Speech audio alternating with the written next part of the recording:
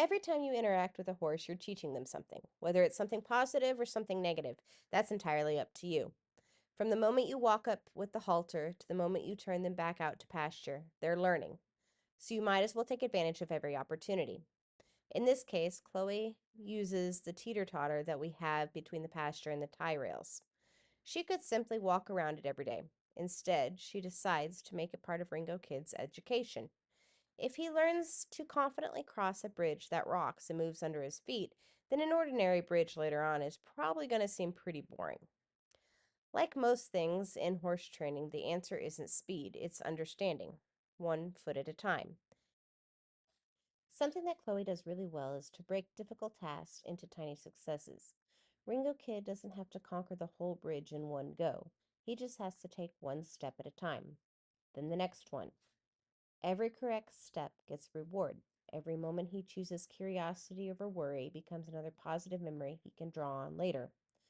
Confidence isn't built by accomplishing one big scary thing, it's built one good decision at a time.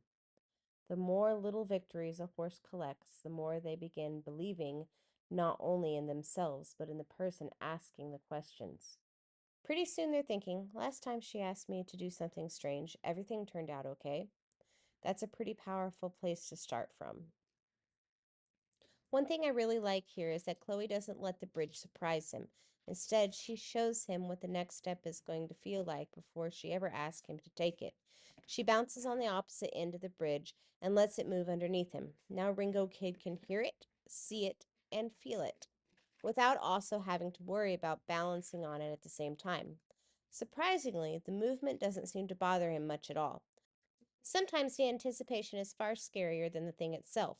Once he realizes the bridge can move without anything bad happening, one more question disappears from his mind.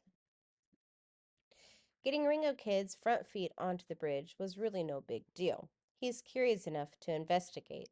The challenge comes when it's time to ask for his back feet. For a prey animal, those hind feet are like an engine that gets them out of trouble.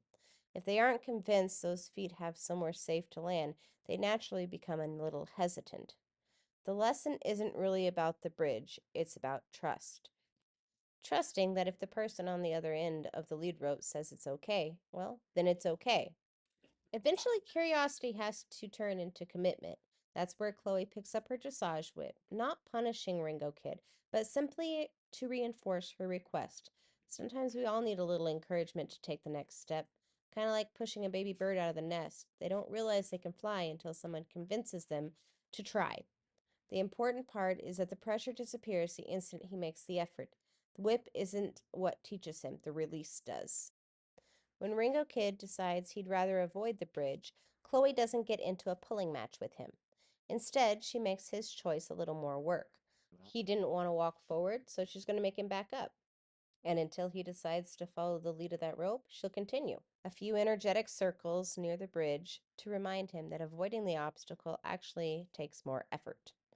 Those circles aren't just about making Ringo Kid a little tired, they're making him softer as well. And of course, you have to work both sides of the horse, so she works both directions. Everything we ask a horse to do should have a purpose. Every time Chloe asks him to bend and follow the feel of the lead rope and move his feet willingly, she's preparing him for the next step on that bridge. A horse that is following with soft, willing steps is much easier to guide onto an obstacle than one that's stiff and pulling against you. Once she feels that he's mentally ready, she offers the bridge again. The moment he steps up, everything gets easier. He gets to stop. He gets to rest. When he steps back off, she starts encouraging again with her stick. At first glance, it might look like Ringo Kid is just being stubborn, and on some level, he might be. He is just being a horse, though. A prey animal survives by always having an escape route. The moment a horse feels trapped or thinks their feet might not be able to get them away from danger, their brain changes gears. First comes flight. If flight doesn't seem possible, many horses shift to fight. Others simply freeze. Once a horse reaches that point, learning almost stops. They're no longer trying to solve puzzles, they're trying to survive. That's why Chloe never forces Ringo Kid onto the bridge. She gives him room to move, room to think, room to make the right decision.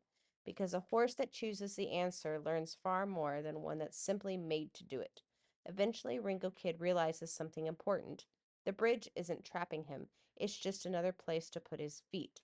And once the light bulb comes on, the rest of the lesson starts getting a whole lot easier. Pretty soon, standing on the bridge starts to sound like a much better deal than trotting in circles around it. That's the principle we use over and over again: make the wrong thing hard and the right thing easy.